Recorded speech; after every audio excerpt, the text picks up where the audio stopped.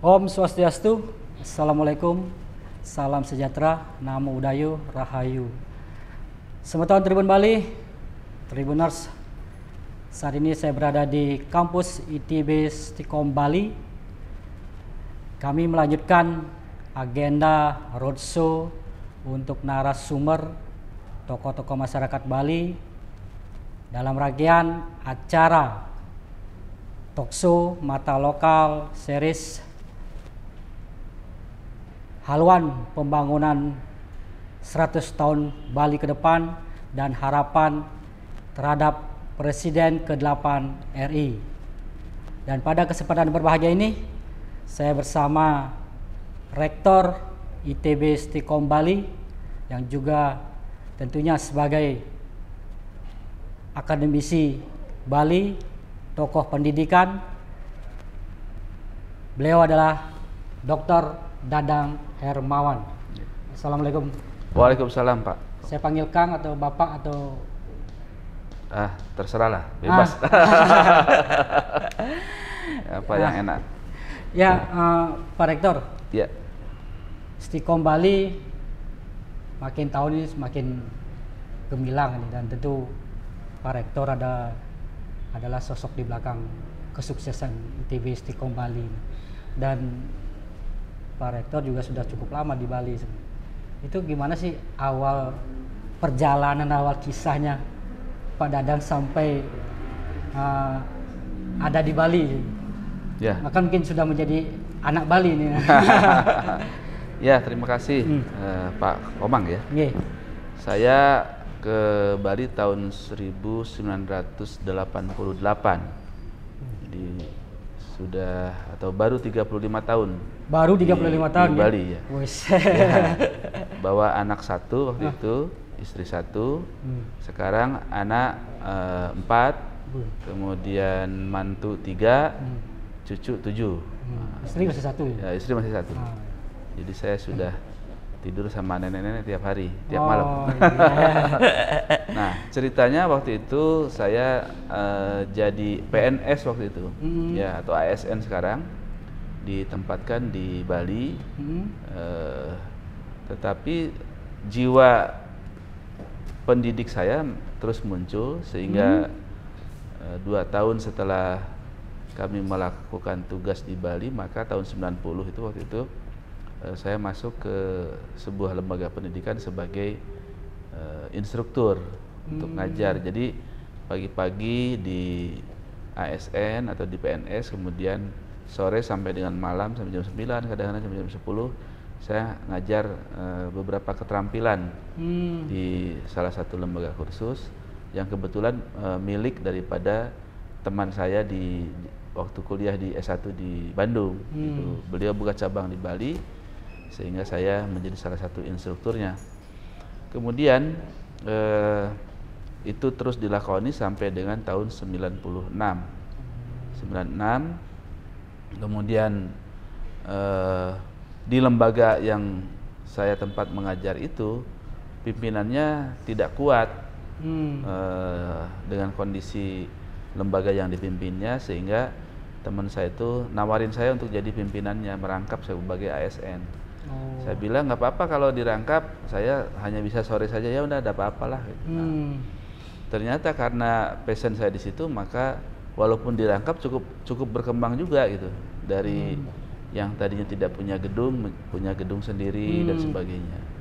Nah, singkat cerita tahun 96 saya dipromosi ke Sulawesi Tenggara, makanya saya harus memilih antara terus di ASN atau ini kesukaan saya nih mengajar ini, karena dari mahasiswa saya sudah senang mengajar gitu. Berarti memang passionnya ya, mengajar, ada jiwa sehingga pendidik. betul. Gitu ya. Saya tahun 96 keluar dan kemudian meneruskan itu lembaga itu sampai berkembang. Kemudian tahun 2022 dengan beberapa tokoh masyarakat Bali, antara lain Profesor Dr. Imade Bandem, Bapak Ida Bagus Dharma Diaksa dan Pak Satria Dharma, saya mendirikan ITB Stikom Bali sampai dengan saat ini. Itu cerita singkatnya, ya. Pak Komang. Jadi memang jiwa Pak Rektor itu memang jiwa seorang pendidik gitu ya. Ya, karena punya passion di sana, betul, sampai mengorbankan jadi ya. ASN itu ya. Jadi gini, waktu di SMA saya senang berorganisasi. Nah, organisasi ini juga di situ saya kebanyakan menjadi mentor atau menjadi pelatih-pelatih ya di lembaga-lembaga organisasi kemasyarakatan maupun juga di sekolah sendiri. Kemudian di mahasiswa juga sama, menjadi mentor di senat mahasiswa. Kemudian juga menjadi pelatih atau instruktur di beberapa lembaga kursus. Kemudian juga menjadi pengajar di beberapa bimbingan tes waktu itu atau bimbingan belajar, bimbel. Dan kemudian juga jadi guru di salah satu SMA di daerah saya di Bandung situ. Karena waktu itu kan guru tidak perlu S1, yang penting bisa. Kemudian saking senangnya maka si anak-anak itu sangat dekat ke saya dan kepala sekolah atau yayasan lihat, sehingga saya tingkat 3 aja saya sudah menjadi wakil kepala sekolah SMA di kampung saya. Tapi dari kecil pernah nggak bercita-cita jadi guru? Ya memang passion saya di situ. Kalau cita-cita sih pengen jadi ASN juga gitu ya. ASN kemudian jadi TNI waktu itu, tapi gagal. Saya sempat masuk ke TNI, gagal 2 kali atau 3 kali. Kemudian karena dari tingkat 3 sudah mengajar sehingga saya enjoy di situ. Nah, cuman setelah lulus S1 kan jadi guru itu waktu itu mohon maaf agak kecil penghasilannya. S1 kemudian saya nikah. Nah, baru terasa kan setelah punya tanggungan, loh ini kok gaji atau honor tidak cukup gitu, sehingga saya masuk ke ASN itu gitu cerita singkatnya. Ditempatkanlah di Bali gitu. Tahun 88 itu saya lulus S1 86, kemudian ASN 88 ditempatkan di Bali. Jadi tetapi jiwa ngajar saya terpanggil lagi tahun 90 itu. Jadi ya, sampai karena sekarang. Panggilan jiwa itu sehingga betul. Pak Dadang memutuskan untuk total di pendidikan ini ya.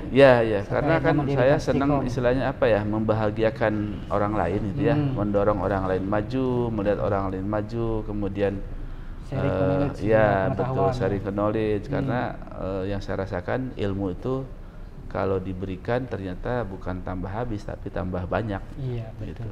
Luar biasa. Itu Pak Komang. Itu Tribuners Semutan Tribun Bali. Salah satu hal positif yang disampaikan oleh Pak Dadang bahwa ilmu itu harus dibagi-bagi ya. Iya, betul ya. Nah, terus setelah mendirikan Stikom pada tahun 2002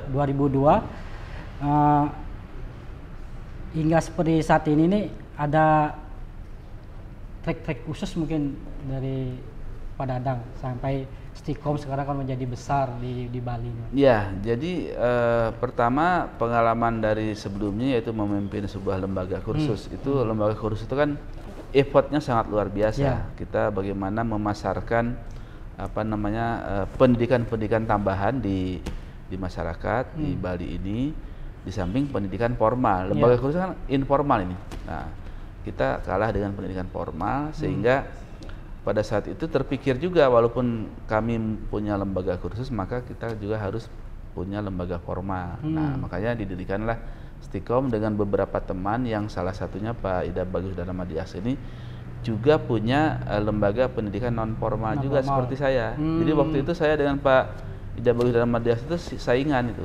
Saingan awalnya. Saingan awalnya. Dari saingan. Iya, menjadi sinergi gitu ya. Iya, sinergi. Jadi dari lawan menjadi kawan. Jadi competition gitu. Jadi competition. Jadi bekerja sama dengan kompetitor juga gitu. Ya. Akhirnya kita bekerja sama dan bersyukur kita kompak ya pada tahun 2022 itu kita membuka waktu itu sekolah tinggi. Sekolah tinggi namanya STMIK Stikom Bali. Jadi sekolah tinggi manajemen informatika dan komputer Stikom Bali, tapi dipopulerkan Stikom Bali. Nah, waktu itu tahun 2020 itu belum ada pendidikan tinggi yang bidang informatika dan komputer sampai dengan S1 di Bali itu. Sehingga kami tahun 2020 membentuk yayasan, 2021 mengajukan izin ke Dikti, kemudian 2022 keluar izinnya, dan kami menjadi perguruan tinggi pertama di bidang infokom, di bidang informatika dan komputer yang membuka kelas sampai dengan jenjang S1. Nah, ya. yang lain belum ada, termasuk di negeri pun belum ada. Stikom pertama di Bali. Ya, Stikom pertama, sehingga sambutan masyarakat sangat luar biasa. Ya, ya. Jadi kan di tahun betul, di tahun pertama kita 2022 hanya dapat 40 orang. Kenapa 40? Karena izinnya kan keluar 10 Agustus. Sedangkan semester baru atau tahun ajaran baru itu dimulai September, sehingga sangat telat. Tapi bersyukur kita juga dapat 40 orang. Kemudian tahun kedua dapat 200, tahun ketiga dapat 370, tahun keempat dapat 500, terus sampai tahun kelima kok tiba-tiba sampai 800. Wah, ini perlu gedung baru gitu. Waktu itu kan kalau sekarang sudah berapa? Sekarang per tahunnya sekitar 1.400, 1.500 per tahunnya. Kalau siswanya total sekitar 6.500, kemudian alumninya sudah 10 ribuan kurang dikit gitu. Nah, dulu waktu mendirikan Stikom pernah nggak kebayang bahwa Stikom ini akan menjadi salah satu kampus ya, kita kan betul, kita kan selalu punya visi dan misi ya. Nah, jadi Stikom punya visi dan misi, kemudian yayasan punya visi dan misi, kemudian ketua jurusan juga punya visi dan misi, dan juga saya pribadi punya visi dan misi gitu. Nah, karena kita punya visi dan misi, bagaimana kita ini selalu menjadi yang terdepan, menjadi yang terbesar, terkemuka di Bali, makanya motonya always the first gitu. Ya, selalu yang pertama. Biasanya kan yang pertama ini identik dengan yang terbaik walaupun tidak selamanya. Jadi memang sudah kami bayangkan itu menjadi suatu cita-cita daripada lembaga kami menjadi yang terdepan di Bali dan Nusa Tenggara, dan itu sudah tercapai. Nah, sekarang visi dan misinya kita rubah lagi menjadi go internasional. Bagaimana supaya perguruan tinggi di Indonesia ini, khususnya di Bali, bisa sejajar nanti dengan perguruan tinggi yang berlevel internasional. Artinya terus bertransformasi. Bertransformasi. Nah, sekarang kan sudah memakai nama ITB Stikom Bali. Betul, karena kan kita tidak boleh diam ya. Jadi waktu itu sekolah tinggi di tahun 2022 hanya tinggi. 2 prodi, kan 2 prodi, isinya manajemen informatika dan sistem komputer. Kemudian tahun 2009 kita menambah 1 prodi lagi menjadi 3 prodi. Nah, kemudian 2019 bertransformasi ke institut gitu. Jadi dari sekolah tinggi naik 1 tingkat ke institut, sehingga bisa membuka jurusan bisnis. Nah, karena institut ini boleh beberapa pohon atau cabang ilmu. Kalau universitasnya berbagai cabang ilmu. Jadi apa aja bisa dia.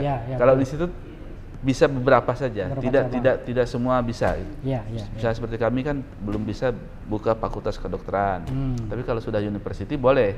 Nah itu, jadi sekarang ada bisnis juga. Betul, itu transformasi yang kami lakukan, dan kita ini tidak boleh diam kan. Setelah mencapai sesuatu di saat ini, maka kita juga harus berpikir, terus bergerak. Nah, selanjutnya next setelah ya mungkin saja ada pemikiran menjadi university, walaupun kita masih diperdebatkan di yayasan apakah jadi dengan universitas atau tidak.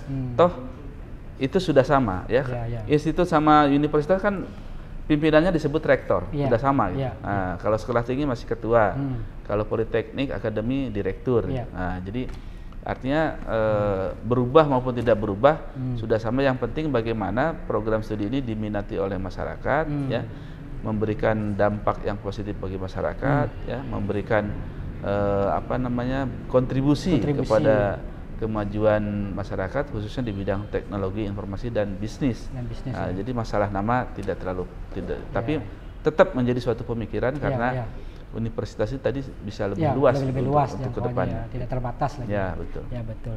Nah, yang menarik juga Pak Dadang ini tidak hanya Stikom Bali, tapi Bapak juga membangun sekolah SMK yang tersebar di kabupaten dan kota ya. Nah, itu misi dan tujuannya seperti apa itu, Pak? Ya, yang pertama setelah kami berdiri Stikom Bali waktu itu tahun 2007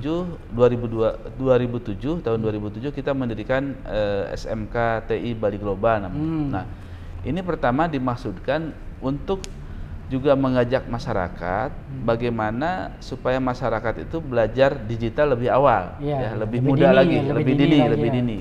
Ya, karena kami sudah memprediksi bahwa pada tahun itu 2027 sampai dengan ke depan tuh masalah digitalisasi ini pasti akan merasuk ke semua sektor kehidupan. Nah, jadi akhirnya kami mendirikan SMK TI Bali Global, dan itu SMK juga pertama juga di Bali khususnya yang bergerak hanya di bidang teknologi informasi, gitu ya. Sebelumnya nggak ada tuh. Iya, betul, Sebelumnya betul. nggak ada. Jadi SMK negeri pun nggak ada. Jadi kami yang buka pertama kali, sehingga waktu itu SMK ada di Dinas Pendidikan Kota ya atau Kabupaten, belum ke provinsi seperti saat ini.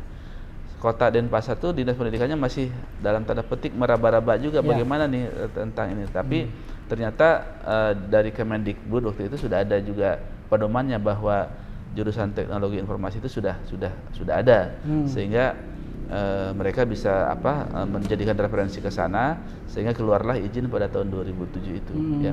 Kemudian kita kembangkan di berbagai kabupaten dan kota, dan sekarang ada 7 SMK yang ada di kabupaten kota Sebali, ada di Denpasar, ada di Badung, ada di Jimbaran, ada di Abian Sema, Kelungkung, Karangasem, dan Singaraja. Sampai sudah ke Nah, daerah-daerah ya ya. betul. Itu di samping mendidik masyarakat secara lebih dini, juga itu terus terang sebagai strategi daripada ITB Istiqomah untuk menjaring mahasiswa lebih dini, sehingga nanti setelah tamat SMK itu harapannya masuk ke Istiqomah Bali. Gitu ya. Itu luar biasa. Visinya udah luar biasa. Iya. Terus Ya. kalau Pak Dadang melihat sekarang ini seperti apa namanya dunia pendidikan di Bali, kampus-kampus maupun SMA terkait program digital informasi itu? Ya, yang pertama dari segi pendidikan tinggi dulu ya. Pendidikan tinggi itu di Bali ini masih satu satu level atau masih sama dengan di provinsi-provinsi lain ya. Saya kan maunya agak lebih tinggi di Bali ini tingkat APK-nya, angka partisipasi kasar. Angka partisipasi kasar itu adalah jumlah penduduk usia 17 atau 18 sampai dengan 25 dibandingkan dengan yang ada di perguruan tinggi, itu namanya APK pendidikan tinggi. Nah, sekarang ini masih sekitar 35%-an gitu kan. 35% Ya, jadi berarti ada seusia itu penduduk yang tidak ada di perguruan tinggi. Nah, harapannya dengan adanya kehadiran Stikom, dan juga saya juga selain ada Stikom ada juga Politeknik ya, Pak Komang. Ada 2 Politeknik, ada 7 SMK, dan juga ada yang lainnya. Nah, ini harapannya bisa mengangkat angka partisipasi kasar ini, karena bagaimanapun pendidikan ini adalah menjadi jembatan yang paling bagus gitu untuk menyongsong masa depan anak-anak kita. Jadi masyarakat itu akan sejahtera jika memang tingkat pendidikannya juga bagus gitu tinggi. Karena walaupun tidak secara langsung, tetapi memang perlu waktu. Iya, gitu. betul. Tapi memang pendidikan ini kan memang ya semua juga kan berkat pendidikan. Ada presiden juga berkat pendidikan, Pak Komang juga mungkin berkat pendidikan. Sekarang jadi manajer di Tribun dan sebagainya ya, yang berkat pendidikan. Jadi memang pendidikan ini tidak boleh berhenti dan harus terus didorong oleh semua pihak ya. Semua pihak itu, Pak Komang. Nah, yang menarik juga ini bahwa Pak Dadang di Stikom ini sering memberikan beasiswa kepada mahasiswa ini. Itu nggak takut mengalami kerugian nanti? Dengan banyaknya mahasiswa betul. Mungkin jadi, sebagai bagian dari motivasi untuk mahasiswa untuk belajar lebih giat seperti itu, atau untuk mau kuliah gitu. Ya, pertama kan maksud kami itu adalah pemberian beasiswa itu adalah ingin itu bagaimana supaya masyarakat itu banyak berkuliah gitu supaya masyarakat itu banyak supaya tadi yang saya bilang tadi angka partisipasi kasarnya supaya lebih meningkat gitu, supaya betul-betul masyarakat ini cepat keluar dari keterbelakangan, keluar dari kepapaan, sehingga memang pendidikannya harus didorong oleh semua pihak. Nah, karena kami mampunya itu, maka kita berikan beasiswa.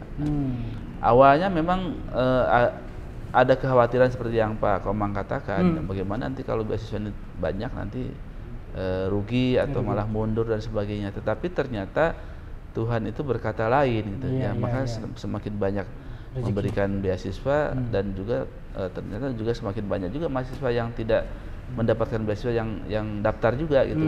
Jadi artinya itu ada semacam subsidi silang lah daripada daripada mahasiswa yang bayar full kepada mahasiswa yang mendapatkan beasiswa. Tapi juga itu menjadi suatu pemicu juga ya. Ternyata faktanya kalau hitung-hitungan secara matematik kan memang semakin banyak beasiswa kan akan semakin kurang penghasilannya, Ya, tapi ya. ternyata semakin banyak gitu. Mungkin Semakin banyak ya. rezekinya rezekinya dari- semakin dari yang iya, lain, ya. dari yang lain ya, dari yang lain. Nah, Jadi ini juga makanya pernah tidak diteliti oleh salah satu teman S3 saya, sekarang sudah meninggal beliau. Jadi namanya CSR ya, dia CSR di perusahaan-perusahaan. Ternyata semakin banyak CSR, perusahaannya Makin semakin lancar, berkembang, ya. semakin berkembang dan semakin maju. berkembang, ya. Nah, jadi ilmu matematika mungkin di sini agak kurang kurang masuk gitu ya. Kurang masuk. Kalau 10 dikurangi 2 itu sama dengan 8, tapi ternyata 10 diberikan 2 jadi 13 sekarang. Gitu. Jadi bisa seperti itu. Iya. Nah, jadi tapi ada di samping itu juga memang ada kebahagiaan, ada ada kepuasan tersendiri ya. Membantu gitu itulah. Jadi mungkin dengan begitu maka akan timbul dengan merasa bahagia, dengan merasa puas, baik kami di jajaran Istiqomah Bali maupun di jajaran yayasan kan karena merasa bahagia, merasa puas, jadi performan atau kinerjanya semakin meningkat baik, lagi ya, semakin motivasi semakin Artinya, tinggi, bagaimana bisa berbuat banyak untuk masyarakat. Melulu hanya berpikir cuan gitu Ya, betul, tidak hanya berpikir untung rugi ya. untung Jadi rugi, mungkin pada saat itu kurang, tapi Tuhan memberikan di tempat lain atau di jalan lain. Ini tapi ada syarat-syarat khusus memang untuk mendapatkan beasiswa itu ya Pak ya? Ya, kan beasiswanya bertingkat ya, dari segi besarannya ada yang 100%, ada yang 70%, ada yang 50%, ada yang... Jadi yang pertama adalah syarat pertama itu adalah memang tidak mampu. Ya. Yang kedua adalah keinginan belajarnya yang sangat tinggi. Kalau akademik itu masalah kesekian ya. Karena saya melihat bahwa belum tentu yang akademiknya tinggi ini juga bisa sukses di masa depannya ya, bisa selesai kuliahnya juga gitu. Karena kadang-kadang ada aja yang merasa akademiknya tinggi itu dengan dosen menjadi menjadi merasa seimbang sehingga dia malas mengerjakan apa yang dikoreksi oleh dosen sehingga nggak selesai-selesai juga. Jadi sama-sama merasa bisa gitu ya, merasa egonya nggak turun kan. Wah, saya bisa itu dan sebagainya karena pinter gitu. Ada itu. Jadi orangnya pinter sekali tapi nggak selesai kuliahnya karena istilahnya dalam tanda petik agak berantem dengan dosennya gitu. Sehingga kan tidak menyelesaikan masalah. Ada itu 1-2 orang yang seperti itu ya. Jadi memang yang penting kemauannya sangat keras dan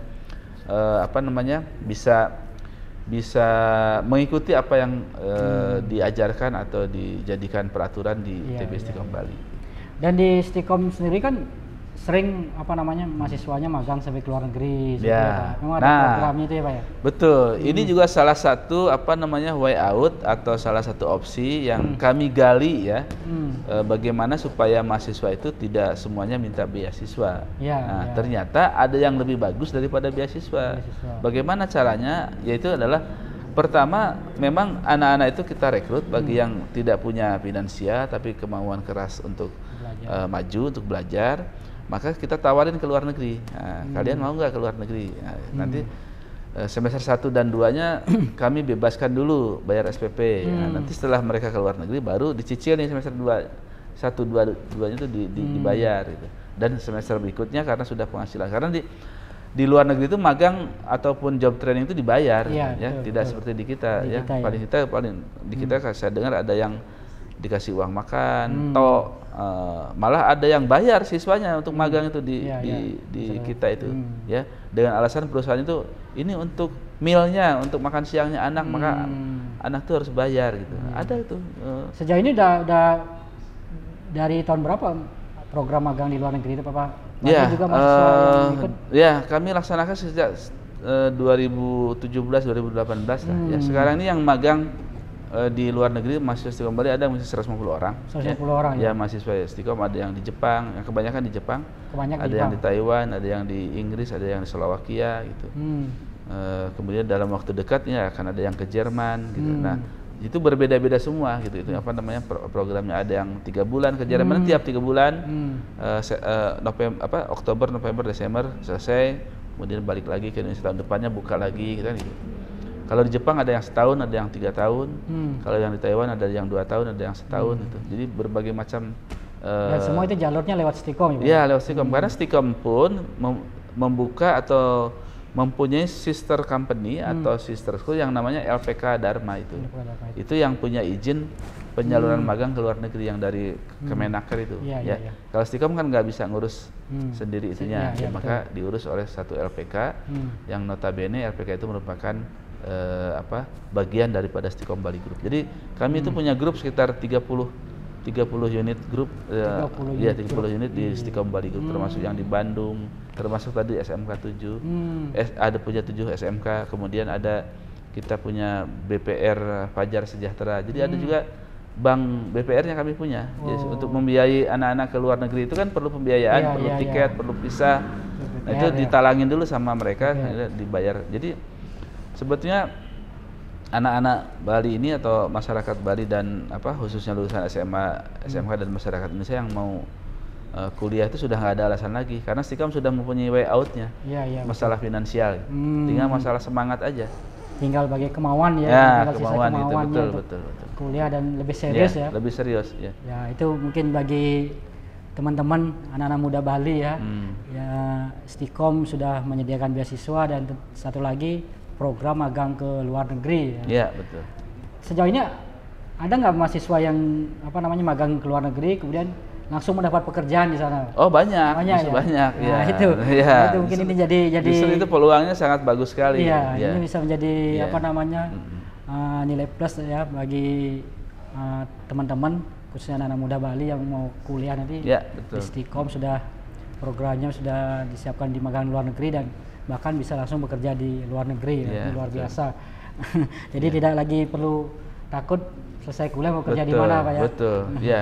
Dan kebetulan kan IT ini bisa diterima oleh semua bidang, bisa masuk di mana saja ya. Bisa masuk saja dan nyatanya juga memang seperti itu, hampir 90%. Sekarang kan memang zamannya seperti itu, semua pakai IT kali ya. Jadi yang tidak kerja itu seorang mahasiswa atau alumni perempuan kemudian nikah setelah lulus tapi dilarang suaminya bekerja gitu. Kerjain saja aja. Pengecualian dia itu pengecualian. Tidak bekerja. Dilarang suaminya gitu. Iya. Ya Pak, terakhir ini Pak, kira-kira bagaimana memajukan pendidikan dan membangun intelektualitas Bali berbasis dengan teknologi informasi dan digital ini dalam kaitannya dalam haluan Bali 100 tahun ke depan ini Pak. Seperti apa Pak melihat? Sekarang kan pemerintah Provinsi Bali ini kan mengeluarkan haluan pembangunan 100 tahun depan ke Bali ya, termasuk di dalamnya juga menyangkut pendidikan. Pasti. Bagaimana Pak Rektor melihat ini? Ya, kalau saya kan mungkin juga sudah sepakat dengan para pemirsa atau para penonton Tribun Bali ini bahwa Bali ini yang paling umum atau paling utama mempunyai SDM. Karena mungkin dari sumber daya mineral kan hampir tidak ada. Budaya juga kan kaitannya dengan SDM. Betul. Oleh karena itu bagaimana SDM ini dimajukan, dikembangkan, semua sektornya, semua wawasannya, semua pemikirannya, semua intelektualitasnya sesuai dengan bidangnya masing-masing. Ada yang di pariwisata, ada yang di budaya, ada yang di seni, ada yang di ekonomi, ada yang di digital. Tapi yang namanya digitalisasi ini adalah sangat terkait erat dengan berbagai bidang kehidupan yang tadi saya sebutkan itu. Digital terkait dengan ekonomi, terkait dengan budaya, terkait dengan agama juga, terkait dengan seni juga. Nah, oleh karena itu maka saya mengharapkan seperti tadi sudah saya sampaikan bahwa bagaimana Bali ini bisa mencapai APK pendidikan tingginya, misalnya bisa melebihi rata-rata nasional. Katakanlah 50%, 60% kan bagus itu, ya. Jadi semua generasi muda yang berusia antara 18 sampai 25 tahun ada di perguruan tinggi di 60%-nya. Nah, ini akan menjadi lulusan-lulusan yang terpelajar, teredukasi, well educated, sehingga nanti wawasannya agak berbeda, gitu ya. Nah, kemudian juga sudah ada fenomena baru, misalnya kalau dulu perusahaan-perusahaan besar itu mencari tenaga kerja itu adalah misalnya kalau untuk SDM dicari sarjana SDM atau sarjana manajemen, untuk humas dicari sarjana humas atau ilmu komunikasi, kemudian dilatih IT-nya, dilatih digitalisasinya. Nah, fenomena yang ada sekarang adalah hampir perusahaan besar itu hampir semuanya mencari tenaga IT itu, rekrutmen pegawainya mencari tenaga IT atau eskom atau ahli made komputer, dilatih SDM-nya, dilatih ilmu komunikasinya. Ya, jadi itu sudah sehingga apa kaitannya dengan digitalisasi dan ke depan di Bali ini, maka digitalisasi adalah mutlak diperlukan dan ini perlu didorong oleh semua stakeholder yang ada di Provinsi Bali, terutama memang pemerintah yang punya anggaran, punya otoritas, ya, punya pembuat undang-undang dan atau peraturan daerah dan sebagainya. Ini perlu didorong karena ke depan itu pasti digitalisasi akan semakin merasuk ke semua sektor kehidupan, sehingga digitalisasi adalah suatu keniscayaan yang harus didorong, harus mutlak, dan itu kan bisa lebih luas lagi. Misalnya orang mau belajar tari Bali, bukan hanya wisatawan itu bisa datang ke Bali, tapi juga bisa menikmati di channel-channel digital yang ada di yang kita buat sendiri, kita kreasikan sendiri. Nah, mungkin lebih menarik juga. Jadi mereka cukup nonton di tempatnya masing-masing di seluruh dunia, tapi bisa menikmati kebudayaan Bali, bisa menikmati indahnya pariwisata Bali. Gitu. Jadi digitalisasi adalah mutlak atau harus dikembangkan dan harus diprioritaskan, ya, baik sarana prasarana maupun juga softwarenya yang harus didukung oleh semua kalangan. Yang paling ini adalah memang pemerintah. Dan ini juga salah satu bagian bagaimana bisa mewujudkan 100 tahun Bali masa depan, betul, dengan meningkatkan digitalisasi di dunia pendidikan, dan dunia pekerjaan. Betul. Nah, satu lagi Pak, ini mumpung kita nanti akan ada pemilu, pilpresan dan juga terkait dengan 100 tahun pembangunan Bali ke depan ini.